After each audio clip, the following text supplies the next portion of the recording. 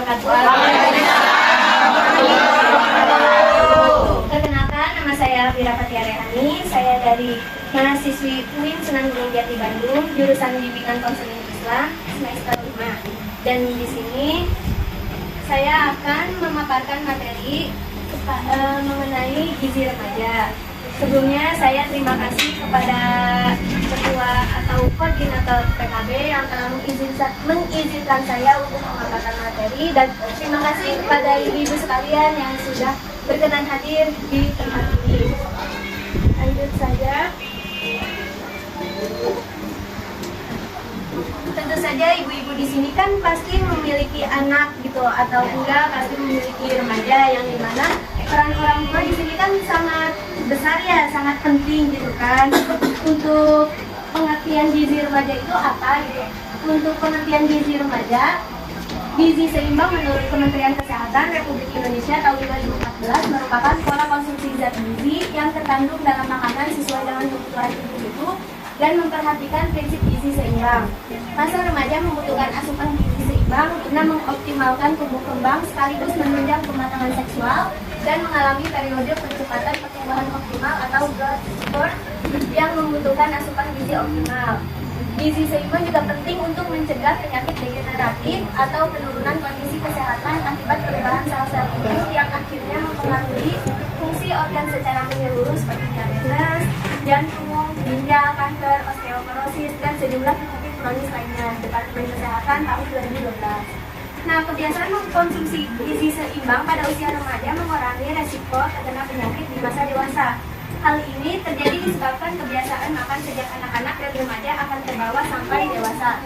Oleh karena itu, remaja membutuhkan kecukupan gizi untuk mendukung tingginya aktivitas sehari-hari. Tuntutan gizi juga tidak lepas dari pertimbangan bahwa pada masa remaja inilah manusia mengalami pertumbuhan tinggi badan optimal. Selanjutnya itu ada tumpeng gizi seimbang atau TGS. Nah, sejak tahun 2014, pemerintah memperkenalkan pedoman gizi seimbang berupa tumpeng gizi seimbang untuk menggantikan prinsip 4 sehat 5 sempurna yang sudah tidak lagi relevan dengan kebutuhan gizi yang dituju saat ini.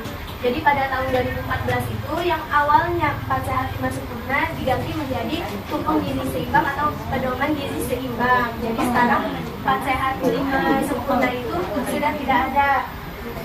Nah, tumpeng gizi seimbang merupakan adaptasi dari piramida gizi seimbang yang menjadi standar WHO. Tumpeng gizi seimbang terdiri dari 4 prinsip. Prinsipnya ada konsumsi makanan beragam, membiasakan perilaku hidup bersih, melakukan aktivitas fisik, dan mempertahankan serta memantau berat badan dalam batas normal. Nah, dalam tumpeng gizi seimbang ini kita harus memperhatikan, harus mewajibkan dan harus mengetahui prinsip dari tumpeng gizi seimbang tadi, yang 4 prinsipnya itu. Selanjutnya yang pertama itu ada konsumsi makanan beragam.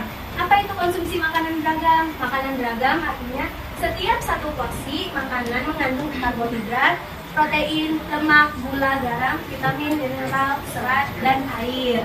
Nah, langsung saja dikonsumsi makanan beragam kan tadi sudah dijelaskan. Setiap satu porsi itu harus mengandung karbohidrat, protein, lemak, gula, garam, vitamin, mineral, serat, dan air. Nah, untuk itu sendiri kita akan kupas satu-satu. Apa itu karbohidrat? Karbohidrat merupakan zat gizi yang paling cepat dicerna oleh tubuh. Karbohidrat berfungsi sebagai penghasil energi utama tubuh. Nah, karbohidrat itu dibagi menjadi dua, ada karbohidrat kompleks dan karbohidrat sederhana. Nah, karbohidrat kompleks itu karbohidrat makanan utama yang bisa dikonsumsi bersama lauk pauk seperti nasi, roti, gandum, jagung, singkong, ubi, mie, bihun, dan sebagainya. Nah, kalau karbohidrat sederhana itu dikonsumsi sebagai makanan selingan, jadi kayak cemilan kayak gitu, dan memiliki ciri khas yaitu mengandung tinggi gula, glukosa atau fruktosa seperti kentang, es krim, coklat, buah, kue, dan sebagainya. Nah, idealnya manusia mengkonsumsi 2-3 kali makan makanan utama dan 2-3 kali makan selingan atau ringan atau cemilan dalam satu hari. Jadi sehari itu 2-3 kali itu makanan utamanya dan 2-3 kali itu makan selingannya. Makanan selingan juga dianjurkan untuk menjaga kestabilan gula darah dalam tubuh. Untuk itu, waktu mengkonsumsi camilan atau kopi drink yang dianjurkan yaitu pada pukul 9-10 pagi atau pukul 4-5 sore. Untuk makanan selingannya itu biasa bisa dimakan atau dikonsumsi itu pada sekitar pukul 9 sampai 10 pagi atau 4 sampai 5 sore. Selanjutnya itu tadi sudah membahas tentang karbohidrat, lanjut ke protein. Protein merupakan zat gizi yang berfungsi sebagai zat pembangun. Protein berfungsi untuk membantu pertumbuhan optimal, mempertahankan sel atau jaringan yang sudah terbentuk, dan mengganti sel yang rusak. Jumlah protein yang dianjurkan untuk dikonsumsi menyesuaikan berat dan tinggi badan, jenis kelamin, dan kategori usia. Ini tergantung dengan angka kecukupan gizi. Dilihat dari sumbernya, protein dibedakan menjadi dua, ada protein hewani dan protein nabati. Untuk protein hewani itu bisa termasuk dengan daging sapi dan olahannya, domba, kambing, ayam, terus produk susu, ikan, dan makanan laut. Kalau untuk protein nabati biasanya itu ada tempe, tahu, kedelai, kacang hijau, kacang merah, kacang tanah, oncom, dan lain sebagainya. Itu termasuk dari protein nabati. Nah, konsumsi protein ini dianjurkan masing-masing sebesar 30% protein hewani dan 70% protein nabati. Berarti protein nabati itu lebih banyak dibandingkan protein hewani. Selanjutnya itu ada lemak. Lemak merupakan cadangan energi tubuh serta sumber energi bagi pertumbuhan sel, penunjang fungsi otak, membantu penyerapan vitamin, produksi hormon, dan menjaga kesehatan kulit. Nah, lemak terdiri dari 3, ada lemak jenuh, lemak trans, dan lemak baik. Lemak jenuh itu apa? Lemak jenuh itu yang harus dibatasi konsumsinya, yang biasanya terkandung pada gaji, kulit kepala, santan, kelapa sawit, susu, dan lain sebagainya. Kelapa sawit. Kalau untuk lemak trans yang terkenal jahat terkandung itu pada mentega, snack, dan makanan cepat saji. Biasanya ini terkandung pada makanan-makanan ringan atau cicilan yang seperti apa, yang udah di pengawet. Ya, pengawet yang sudah menggunakan pengawet. Nah, kalau untuk lemak baik atau tidak jenuh terkandung pada buah alpukat, kacang-kacangan, jagung, zaitun, dan canola. Nah, selanjutnya ada gula dan garam. Gula merupakan sumber energi yang paling cepat diproses sebagai energi. Gula juga menjadi otak untuk meredakan stres. Itu sebabnya banyak dari kita manusia itu mengapa ketika stres itu dianjurkan untuk kayak memakan yang manis-manis, karena itu meredakan pikiran kita dari terhindar dari stres gitu kan. Apalagi kan dalam coklat itu mengandung ada vitamin yang dimana itu bisa meredakan stres kan. Biasanya kalau misalkan kalau remaja-remaja zaman sekarang pada galau tuh pada makannya itu pelariannya coklat atau enggak es krim, itu karena emang udah ada hormon dimana untuk meningkatkan kebahagiaan. Nah, konsumsi gula dalam sehari itu maksimal 50 gram atau setara dengan 4 sendok makan gula. Konsumsi gula berlebih berakibat kegemukan, risiko tinggi terkena diabetes, dan penyakit metabolik lain. Sejumlah makanan yang kita konsumsi juga pasti sudah mengandung gula, misalnya dari nasi, buah-buahan, minuman atau makanan kemasan, jajanan, dan lain-lain. Selanjutnya ada garam. Garam dengan kandungan natrium atau iodium berfungsi menyeimbangkan cairan, memelihara kesehatan ginjal, menstabilkan detak jantung, dan memelihara kesehatan otak. Nah, seperti halnya gula, garam itu dikonsumsi 4 gram atau setara 1 sendok teh. Konsumsi garam berlebihan juga meningkatkan risiko kegemukan, hipertensi, sampai gangguan ginjal. Bahan makanan kaya kalium yang dapat mengontrol kadar garam dalam tubuh diantaranya. Jadi kalau misalkan kita kelebihan garam gitu kan, kita bisa mengontrolnya dengan memakan bayam, alpukat, kentang, melon, dan tomat. Kandungan garam yang tinggi itu terdapat pada mie instan, makanan cepat saja atau fast food, snack atau keripik dalam kemasan, dan makanan yang diawetkan.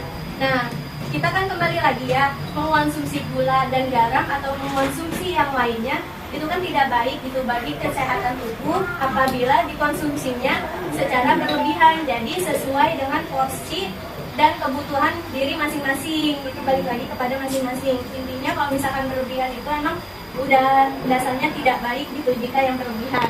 Selanjutnya ada vitamin. Vitamin merupakan salah satu jenis mikronutrien atau zat gizi mikro, disebut zat gizi mikro. Nah, mengapa disebut mikro? Karena dibutuhkan oleh tubuh dalam jumlah kecil, walaupun disebut mikro atau dipulihkan dalam jumlah kecil gitu, tapi itu berpengaruh besar terhadap kesehatan. Vitamin juga dibutuhkan tubuh untuk dapat bertumbuh dan berkembang secara normal. Ada 13 jenis vitamin yang dibutuhkan oleh tubuh agar bisa tumbuh dan berkembang dengan baik. Di antaranya yang sering kita dengar itu ada vitamin A, vitamin C, vitamin D, vitamin E, vitamin K, B1 atau tiamin, B2 riboflavin, B5 asam pantoneat, B6, B7 biotin, B12 dan niacin atau B13.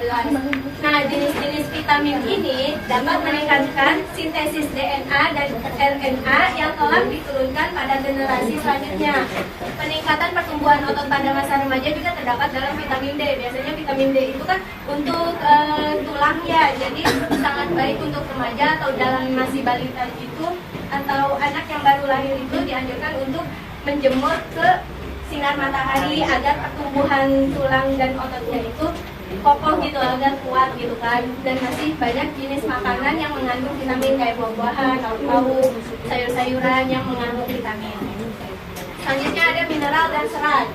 Mineral mempunyai peran penting dalam pertumbuhan, kesehatan tulang dan gigi, keseimbangan cairan tubuh, dan beberapa proses lainnya. Mineral yang dibutuhkan remaja antara lain ada zat besi, daging, ikan, unggas, buah, sayur, kacang, dan biji-bijian. Dan juga ada zinc, telur, daging, unggas, kacang, dan biji-bijian. Ada iodium, garam, dan seafood, selenium, mangan, kalium, dan kalsium, susu, dan produk olahan lainnya seperti tempe, oncom, sate teri itu menurut Furqan LA 2014. Nah, serat, apa yang dimaksud dengan serat? Serat adalah sejenis karbohidrat dalam makanan nabati yang tidak dapat dicerna atau diserap oleh tubuh. Serat sebagai pengikat air dalam tubuh, karena serat dalam makanan akan bergerak menuju usus untuk mengikat air dan melancarkan pencernaan, meningkatkan bakteri baik dalam usus sehingga berpengaruh juga pada daya tahan tubuh. Nah, serat itu dibagi menjadi dua, ada serat larut air dan ada serat tidak larut air. Nah, serat larut air itu seperti pektin, gom, dan mucilage bercampur dengan cairan yang dikonsumsi kemudian membentuk massa seperti gel di dalam saluran pencernaan. Nah, serat ini dapat membantu mengendalikan gula darah dan menurunkan kolesterol. Makanan yang kaya akan serat larut air diantaranya ada oat, kacang-kacangan, apel, dan buah beri. Nah, serat tidak larut air membantu pergerakan makanan dalam saluran pencernaan. Serat ini juga mempunyai manfaat lain yakni menambah massa feses sehingga cocok untuk orang yang sedang mengalami konstipasi atau sembelit. Serat tidak larut air itu terdapat dalam gandum, kacang-kacangan, serta sayuran seperti bayam, kangkung, dan kembang kol. Selanjutnya itu ada air. Air itu, komposisi air mencapai 55-70% dari total tubuh manusia, menjadikan kebutuhan air bagi tubuh sangat vital. Sumber air terbaik ialah air putih. Adapun susu murni yang kaya kalsium juga baik untuk dikonsumsi, maksimal 2 gelas dalam sehari. Nah, khasiat teh dan kopi yang kaya antioksidan berupa flavonoid dan polifenol yang dapat melindungi tubuh dari radikal bebas. Dapat dirasakan tubuh apabila dikonsumsi tanpa gula dan tidak dikonsumsi pada saat makan. Konsumsi teh tawar sangat baik diminum 1-2 jam sebelum atau sesudah makan atau coffee break.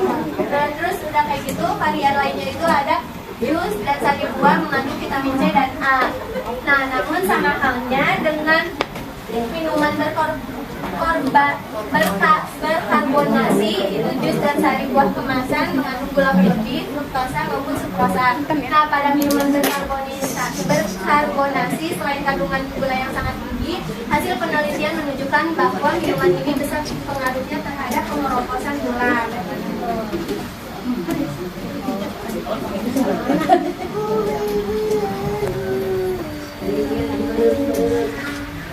Baik, selanjutnya tadi kan kita sudah membahas tentang makanan beragam, untuk konsumsi makanan beragam. Nah, konsumsi makanan beragam kan tadi sudah dipaparkan satu-satu, ada karbohidrat, protein, mineral, vitamin, air, gula, garam, lemak, dan lain sebagainya. Nah, selanjutnya prinsip dari tumpeng gizi seimbang yang kedua itu ada pola hidup bersih dan sehat. Nah, pola hidup bersih dan sehat itu merupakan segala perilaku yang dilakukan atas kesadaran individu maupun keluarga dalam rangka mencapai kehidupan yang sehat. Nah, adapun perilaku hidup sehat yang dapat dilakukan remaja di antaranya, jadi kita harus memperhatikan pola hidup bersih dan sehat. Nah, ada 10 untuk memperhatikan pola hidup bersih dan sehat. Yang pertama itu ada mengkonsumsi makanan sesuai pedoman tumpeng gizi seimbang. Itu sudah pasti ya, jika kita mengkonsumsi makanan sesuai dengan pedoman tumpeng gizi seimbang, itu akan meningkatkan daya tahan tubuh kita itu lebih sehat gitu. Terus yang kedua itu ada mencuci tangan menggunakan sabun dan bilaslah pada air mengalir sebelum dan sesudah makan. Jadi sebelum dan sesudah makan dianjurkan untuk mencuci tangan terlebih dahulu, karena di dalam tangan kita juga kan terdapat banyak kuman gitu kan yang kita tidak ketahui nantinya akan berpenyakit apa dan bagaimana gitu kan.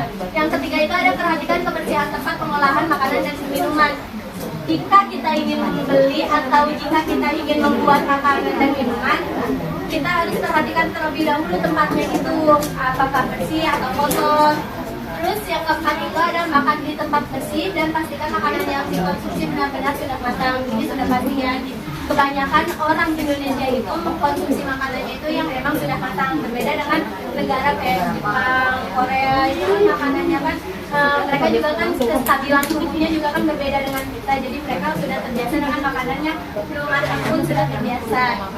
Terus yang kelima ada selalu perhatikan tanggal kadaluarsa dalam setiap makanan dan minuman dengan mengecek label pada kemasan. Nah, ini sangat wajib jika melihat tanggal kadaluarsa atau expirednya, jadi mengantisipasi untuk tidak keracunan gitu kalau misalkan kita tidak melihat kapan tanggal expirednya gitu. Terus yang keenam ada olahraga yang teratur. Yang ketujuh ada menggunakan kamar mandi dan air yang bersih. Yang kedelapan ada tidak merokok. Terus yang kesembilan ada membiasakan untuk buang sampah pada tempatnya. Yang ke-10 memberantas jentik nyamuk.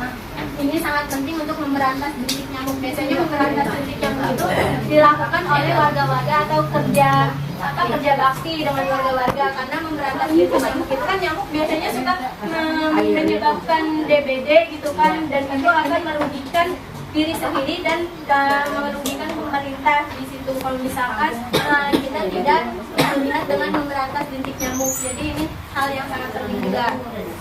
Selanjutnya di prinsip tumpeng gizi seimbang yang ketiga itu ada pola hidup aktif dan olahraga. Anjuran untuk melakukan aktivitas fisik atau berolahraga dalam tumpeng gizi seimbang minimal 3 kali seminggu. Jadi sebagai kita manusia itu dianjurkan untuk berolahraga itu minimal 3 kali dalam seminggu. Nah, pola hidup aktif dan olahraga berfungsi meningkatkan kebugaran, mendongkrak kinerja tubuh, dan meningkatkan fungsi otak. Selain itu, pola hidup aktif dan olahraga ini membantu mengontrol berat badan, menurunkan tekanan darah, meningkatkan high density lipoprotein atau HDL alias kolesterol baik, menurunkan resiko diabetes dan beberapa jenis kanker, mengoptimalkan tubuh berkembang remaja. Nah, sudah diteliti oleh penelitian menunjukkan bahwa aktivitas fisik berhubungan dengan perkembangan fungsi otak. Anak yang bergerak secara aktif lebih fokus dalam belajar, mengalami peningkatan kemampuan kognitif, serta memiliki nilai akademis yang baik. Hal ini terjadi karena olahraga maupun aktivitas fisik tinggi mempengaruhi fungsi jantung, paru-paru, dan otak. The American Heart Association merekomendasikan aktivitas fisik dilakukan minimal 60 menit dalam sehari. Jadi pola hidup aktif dan olahraga ini termasuk salah satu prinsip tumpeng gizi seimbang yang penting juga, di mana kita harus balance atau kita harus sesuai antara makanan dan antara olahraga. Nah, apa sih kita harus memperhatikan olahraga juga minimal sehari itu 60 menit atau sejam. Jadi kalau misalkan kita kebanyakan rebahan atau kebanyakan tiduran atau bagaimana, itu sangat susah gitu kan. Dan itu mengakibatkan tubuh menjadi kurang produktif gitu, menjadi malas-malasan. Nah, selanjutnya itu ada yang keempat itu prinsip tumpeng gizi seimbang itu ada pantau berat badan. Kelompok gizi seimbang mengimbau remaja untuk melaksanakan pemantauan serta penimbangan berat badan setiap bulan. Ada 2 indikator penting dalam memantau massa atau berat tubuh bagi remaja, yaitu menggunakan indeks massa tubuh atau IMT atau pengukuran lingkar lengan atas atau lila bagi remaja putih. Nah, yang pertama itu ada indeks massa tubuh, yang dimana indeks massa tubuh ini mengecek terlebih dahulu apakah massa tubuh kita atau massa tubuh remaja atau ibu-ibu sekalian itu sudah ideal atau terlalu keras atau terlalu kurus atau kelebihan berat badan, menggunakan rumus yang dianjurkan oleh pihak kesehatan. Jadi ini juga sangat penting apakah kita tubuhnya seimbang atau ideal atau gimana gitu kan. Terus ada juga dengan lingkar lengan atas atau lila. Standar lingkar lengan atas perempuan yaitu lebih dari 23,5 cm. Lingkar lengan atas perempuan diukur dengan cara menghitung lingkar lengan persis di median garis tengah antara panjang lengan dan paling ujung tulang lengan sampai batas siku. Lingkar lengan atas perempuan merupakan salah satu indikator status gizi perempuan. Penelitian menunjukkan bahwa perempuan dengan lila kurang dari 23,5 cm beresiko komplikasi saat kehamilan. Ukuran lila di bawah standar menunjukkan rendahnya cadangan lemak baik dalam tubuh. Padahal cadangan lemak pada perempuan hamil berfungsi sebagai salah satu bahan yang berkontribusi dalam pembentukan ASI. Nah, lingkar lengan atas ini juga perlu diperhatikan gitu kan. Apabila lingkar lengan atas ini kurang dari 23,5 cm itu beresiko ketika saat kehamilan gitu kan. Terus kurangnya juga kontribusi dalam pembentukan ASI. Nah, selanjutnya ada permasalahan gizi remaja. Biasanya kalau misalkan remaja itu memiliki banyak permasalahan. Di antaranya ada kebiasaan tidak sarapan pagi. Tentu remaja-remaja itu kan sangat malas untuk sarapan pagi. Nah, ini tuh tidak disarankan dan itu tuh tidak boleh gitu. Kebiasaan tidak sarapan pagi itu dampak buruknya tuh sangat banyak, yang dimana tuh yang manusia emang tidak boleh untuk meninggalkan sarapan karena itu kan poin penting dalam pemenuhan kebutuhan. Nah, melewatkan sarapan pagi juga dapat menurunkan kadar gula darah dalam tubuh karena tubuh tidak dapat menghasilkan energi yang tidak mendapatkan atau asupan karbohidrat sebagai menyuplai energi terbesar dalam tubuh. Jadi kalau misalkan tentu saja tidak sarapan pagi itu tubuh tuh udah merasa lemas duluan, terus sebagai remaja juga atau anak-anak juga kan merasa udah kelelahan duluan, terus belajar juga di sekolah juga menjadi tidak fokus, terus malah menjadi ngantuk gitu. Itu perlu diperhatikan sebagai peran orang tua itu untuk melakukan sarapan pagi anak-anaknya sebelum berangkat ke sekolah. Terus yang kedua ini ada anemia. Anemia merupakan kondisi di mana kadar hemoglobin atau Hb dalam darah kurang dari normal, yaitu pria itu kurang dari 14 sampai 18 Hg dan wanita kurang dari 12 sampai 16 mmHg. Nah, di dalam hemoglobin ini terdapat zat besi yang terkandung dalam makanan berfungsi untuk memproduksi hemoglobin atau sel darah besar serta membentuk mioglobin dalam jaringan otot. Nah, kebutuhan zat besi meningkatkan seiring proses kematangan seksual baik pada remaja pria maupun wanita. Gejala anemia ditandai dengan pusing, pandangan lemah, letih, lesu, lelah, lunglai atau 5L, sulit konsentrasi hingga mudah lupa. Nah, anemia ini biasanya kebanyakan itu dari perempuan, yang dimana kan ketika perempuan itu kalau anemia itu biasanya karena kekurangan darah, karena kan tiap bulan itu perempuan kan mengalami masa haid, yang dimana kan itu sangat menguras darahnya yang keluar, dan itu harus diperhatikan oleh ibu-ibu gitu kan. Kalau misalkan tanda-tanda anaknya atau remajanya yang sudah mengalami anemia, dan pencegahan dari anemia tersebut itu salah satunya bisa mengkonsumsi tablet penambah darah, biasanya kayak sangobion itu, atau juga mengkonsumsi makanan-makanan yang mengandung zat besi kayak yang bagus itu bayam, terus jus naga, terus biasanya tuh buah juga bagus gitu untuk menambah atau meningkatkan kadar darah dalam tubuh gitu, hemoglobin. Selanjutnya itu ada kelainan pola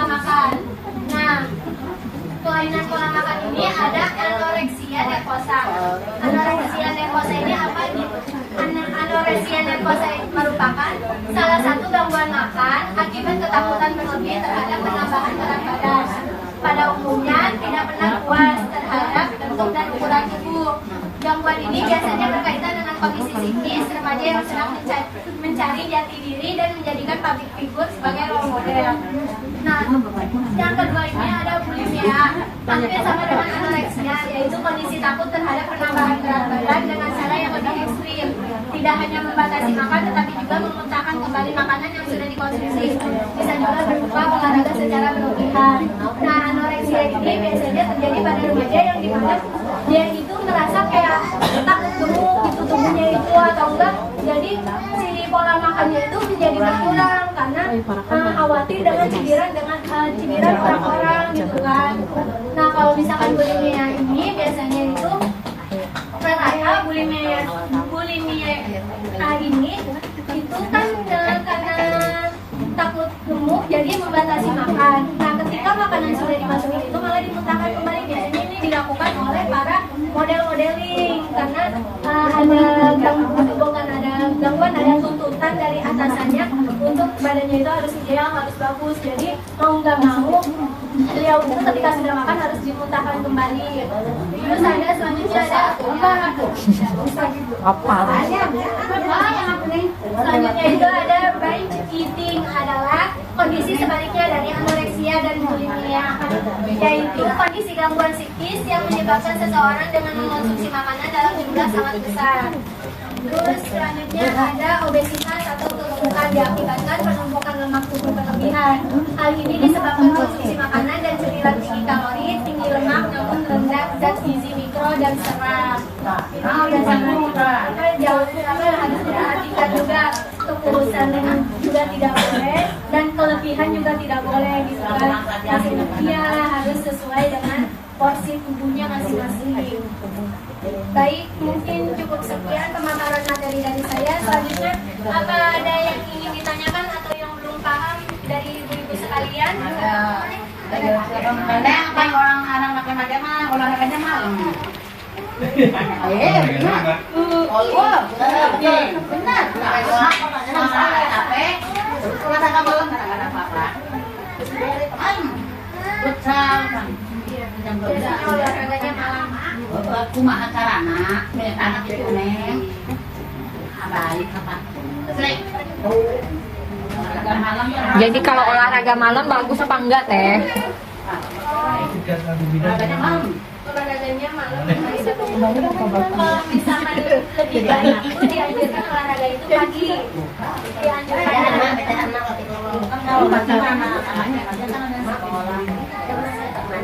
Tapi kalau misalkan olahraga emang dianjurkan itu pagi, tetapi kan kita juga kan tidak bisa memantau kalau pagi itu kan biasanya kan mengajar sekolah ya. Jadi nggak apa-apa kalau misalkan dilakukan malam juga karena ketika tadi kan sudah dijelaskan bahwa olahraga juga kan penting itu minimal sehari itu ada 60 menit minimal sehari itu sejam gitu. Tapi tidak masalah, tidak apa-apa gitu, itu juga bagus gitu. Tapi harus diperhatikan juga takutnya ntar biasanya mah orang menyebutnya kayak angin dulu atau gimana ya. Kondisi tubuhnya juga, stamina-nya juga harus diporsir juga gitu kan.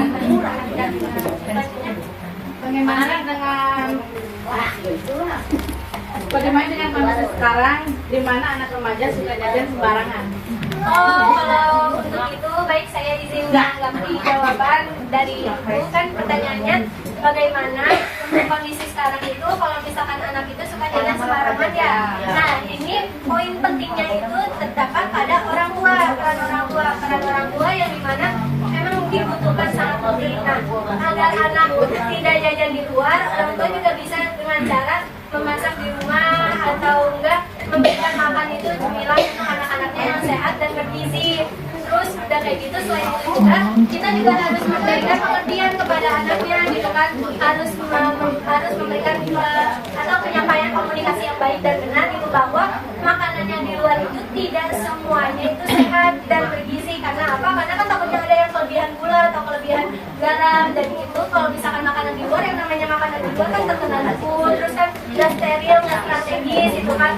Jadi itu bisa berdampak kepada kesehatan yang dimana kan biasanya makanan di luar karena kita bukan kita remaja sering makannya di luar itu biasanya berdampak kepada diare gitu kan, karena makanannya tidak diperhatikan bersih atau tidaknya, biasanya itu kayak diare atau enggak tipes atau enggak keracunan, itu bisa berdampak dan merugikan kepada diri gitu kan, kepada yang mengkonsumsi makanan yang di luar. Jadi yang balik lagi poin utamanya itu yaitu di orang tua, peran orang tua ini harus aktif dalam memilih dan memilah antara makanan beragamnya itu bagaimana dan gizinya itu seperti apa ya.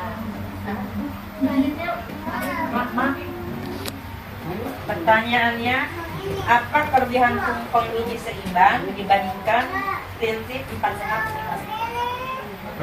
Perbedaannya, perbedaan tumpeng gizi seimbang dan 4 sehat 5 sempurna itu, kalau untuk tumpeng gizi seimbang kan tadi sudah dijelaskan ada 4 prinsip. Jadi tumpeng gizi seimbang itu prinsipnya itu kan ada yang pertama itu kan ada makanan beragam gitu kan, konsumsi makanan beragam. Terus yang kedua itu ada pola hidup bersih dan sehat. Yang ketiga itu ada pola hidup aktif, dan yang keempat itu ada memantau berat badan tubuh gitu kan. Nah yang dimana kalau untuk tumpeng gizi seimbang itu lebih detail penjelasannya, lebih detail pemaparannya gitu kan. Kalau untuk 4 sehat 5 sempurna kan itu dulu kan hanya dijelaskannya itu nasi, sayur-sayuran gitu kan, buah-buahan, lauk pauk dan susu gitu kan. Tapi kalau pemerintah mengganti dengan tumpeng gizi seimbang itu biar sesuai gitu antara pola hidup sehat, bersih dan aktivitasnya dengan makanannya di situ, asupan gizinya. Jadi harus jadi nggak berat sebelah gitu, jadi harus sesuai juga gitu kan dengan standar yang sudah dilakukan oleh Kementerian Kesehatan gitu. Dikhawatirkannya sekarang kan anak-anak kan banyak juga di rumah gitu ya, ada yang pesantren itu kan, kalau pesantren tuh makanannya serba apa namanya diatur gitu, terbatas gitu. Gimana cara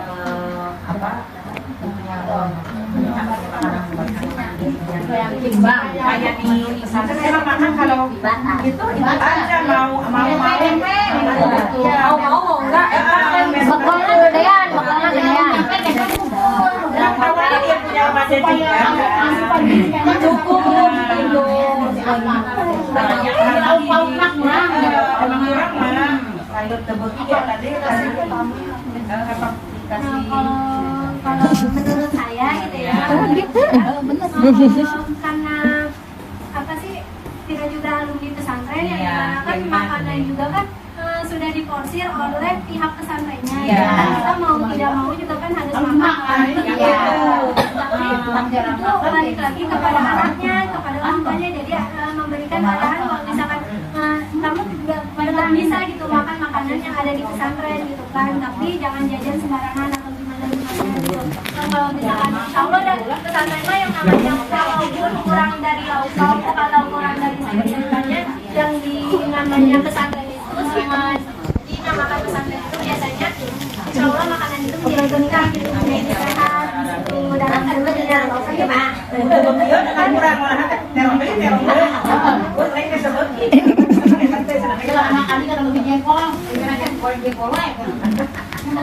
Karena kan kita nggak bisa memaksakan pesantren harus makan ini apa makan ini. Kan tergantung juga pesantren. Para kunjungan gitu sebaiknya apa yang kita bawa buat apa Apa sih untuk penjemukan orang tua ke pesantren? Orang tua biasanya suka masak dari rumah terlebih dahulu. Jadi ada orang tua itu bisa memberikan sayur-sayuran atau lauk pauk gitu. Jadi kan walaupun jarang tapi ada asupan dari orang tua gitu. Penjemukan kayak gitu. Insya Allah dan juga kan kita juga nggak bisa memaksakan ketika di pesantren itu kan harus makan enak atau gimana ya kan, pesantren punya peran dan porsinya masing-masing gitu. iya bukan waktu dipercayakan anak Selanjutnya ada yang ingin ditanyakan lagi? Nih. Bagaimana peran orang tua supaya remaja tidak sensitif terhadap berat badannya?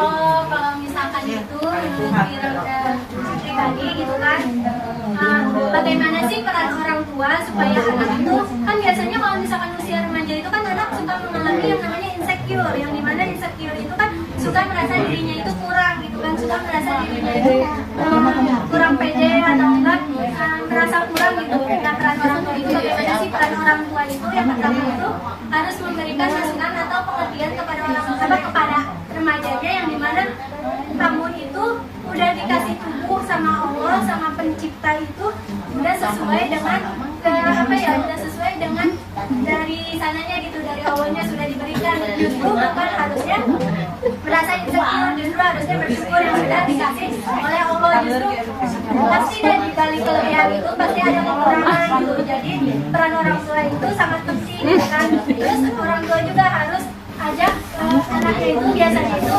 ke depan cermin untuk memberikan kata-kata afirmasi itu dimana kata-kata yang kayak menyemangatkan atau memotivasi diri gitu kan, kayak saya bisa, saya kuat, saya dengan tubuh seperti ini saya bangga gitu. Jadi harus ada kebanggaan kepada dirinya sendiri. Dan kan emang untuk mencintai seseorang itu kan harus lebih banget mencintai diri sendiri. Jadi kita itu yang intinya harus bersyukur yang sudah diberikan oleh Allah atas tubuh dan bentuk tubuh kita itu seperti apa. Kita harus bersyukur yang diberikan karena sudah dari sananya gitu kan, nggak bisa diubah.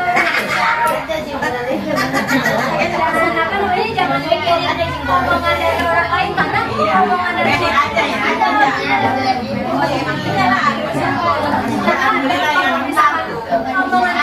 lain kan biasanya itu membuat kita menjadi nambah pikiran, menjadi beban, menjadi kayak cibiran-cibiran dari orang, kan itu menyebabkan kita menjadi stres, menjadi depresi. Itu malah tidak baik. Jadi yang tubuh yang sudah diberikan oleh Allah itu udah syukuri dan nikmati saja bagaimana gitu kan. Masih ada hikmahnya gitu kan. Semua juga pasti memiliki kelebihan dan kekurangan. Syukuri. Baik, ada lagi yang ingin ditanyakan? Ibu-ibu sudah pada paham pemaparan materi dari saya atau? Ayah baru menyangsang. Menyangsang. Tadinya kita belum mengenal tumpang gigi, sekarang tahu berarti dari ibu mah ingat. Jadi tumpang teh lain tumpang kuning doang. Ibu mah ingat tumpang mah. Tumpang sana, tumpang gigi. Tumpang koneng. Tumpang gigi seiba.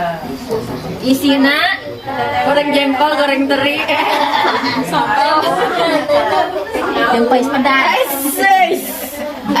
Mungkin cukup sekian pemaparan materi dari saya. Kurang lebihnya mohon maaf sekali apabila kurang jelas atau kurang paham materi dari saya. Terima kasih. Wassalamualaikum warahmatullahi wabarakatuh. Waalaikumsalam warahmatullahi wabarakatuh.